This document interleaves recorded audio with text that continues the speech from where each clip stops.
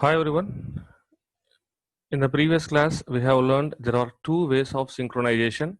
First one is by using the synchronized methods, and second one is by using the synchronized statement or synchronized block. In this video, we will learn the first way, that is synchronization using the synchronized methods. See the first point.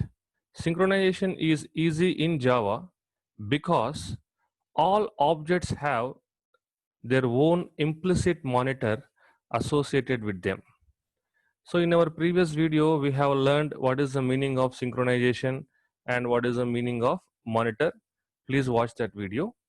Now, what is the meaning of this point? See, we can observe that every object is going to have one implicit monitor.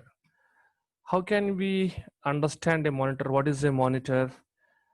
We can imagine that a monitor is a kind of room with a lock facility. Okay, a thread can enter the monitor and it can lock the monitor. Okay, see this figure. Suppose if this is an object, every object is going to have one implicit monitor, right? So assume that a monitor is a room kind of thing like this. This is called as a monitor. Think like that for our understanding purpose. This is a monitor and this is object, and this is a monitor for this object. Okay, so object is going to have some variables as well as some methods. Now assume that there is a thread which wants to access some either a variable or a method present in this object, right? But before that, it has to enter into this monitor, log the monitor, enter into the monitor and log the monitor, and can access either a variable or any method. So that is the procedure. Okay, so after this thread has finished its work with this object, it can come out of this monitor and it can unlock this, monitor, so that any other thread which wants to enter into this can easily enter. So that is the concept. So what is the point we have to remember is every object in Java is going to have an implicit monitor. That means by default, a monitor will be there for every object. To enter into an object's monitor, just call a method that has been modified with the synchronized keyword. What is the meaning of this point? Let's see this figure. Yes, this is the object. This is the object. Inside this object, there is a method called call method, right? And there are three threads which wants to execute this call method. But what our synchronization says, at any point of time, only one thread will be given a chance to execute this method. Okay, so assume that thread 1 has got a chance to enter into this method. So if we observe that before this call method, we have written a keyword called synchronized keyword. Let me tell you, if this keyword is not there before this method, what is going to happen?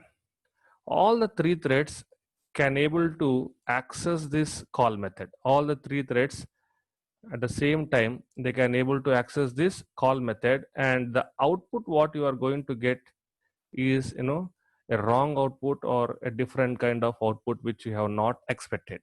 Okay, so what we have to do, so we have to write the synchronized keyword before this call method. So now this is a synchronized method.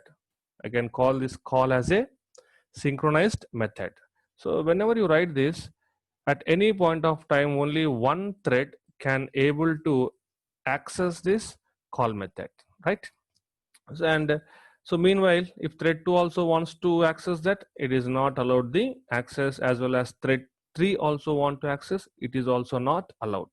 So once thread 1 has finished executing all the statements inside this method, it will come out of this monitor, so leaving this monitor empty.